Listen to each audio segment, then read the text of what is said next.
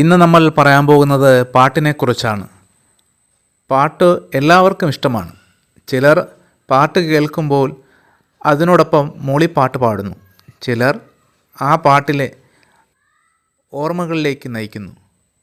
ചിലർ അത് മനസ്സിൽ ഇങ്ങനെ ആരും കേൾക്കാതെ പാടുന്നു.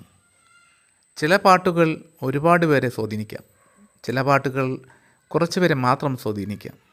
അങ്ങനെ പാട്ട് എന്ന് പറയുന്നത് 99.9% പേർക്കും ഒരു ലഹരിയാണ്.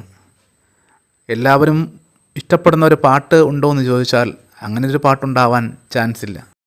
പലർക്കും പലതരത്തിലുള്ള പാട്ടുകളായിരിക്കും ഇഷ്ടം. ചിലർക്ക് ഫാസ്റ്റായി പാടുന്ന പാട്ടുകൾ, ചിലർക്ക് മെലഡിയായി പാടുന്ന പാട്ടുകൾ, അങ്ങനെ പല പാട്ടുകൾ.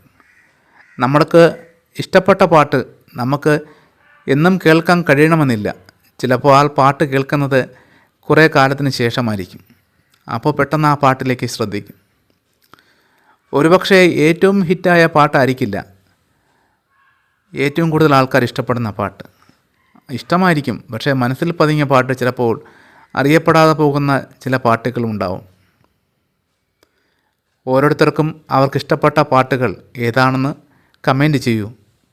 എല്ലാവരും അറിയട്ടെ പുതിയ പുതിയ പാട്ടുകളും പഴയ പാട്ടുകളും. എന്തുകൊണ്ടാണ് പാട്ടിനെ എല്ലാവർക്കും ഇഷ്ടമാകുന്നത് എന്ന് ആരെങ്കിലും ചിന്തിച്ചിട്ടുണ്ടോ? എനിക്ക് തോന്നുന്നത് ഒരു മനുഷ്യൻ്റെ ജീവിതത്തിൻ്റെ എല്ലാ ഘട്ടത്തിലും എല്ലാ സന്ദർഭങ്ങളെയും സ്വാധീനിക്കുന്ന പാട്ടുകൾ ഉണ്ട് എന്നുള്ളതുകൊണ്ടാണ്. അതായത് ഒരാൾക്ക് സന്തോഷം വരുമ്പോൾ ആ സന്തോഷം കൂടുതൽ മികവുറ്റതാക്കാൻ ആ സമയത്തൊരു പാട്ട്, സന്തോഷമുള്ളൊരു പാട്ട് കേൾക്കാം. ദുഃഖം വരുമ്പോൾ ദുഃഖം ഉൾക്കൊള്ളുന്നൊരു പാട്ട്. ഏത് സന്തോഷവും ദുഃഖവും വന്നാലും അതിനെയൊക്കെ സ്വാധീനിക്കുന്ന അത്തരം തരത്തിലുള്ള പാട്ടുകളുണ്ട്. അതുകൊണ്ടാണ് നമ്മൾ എല്ലാ പാട്ടിനെയും ഇഷ്ടപ്പെടുന്നത്.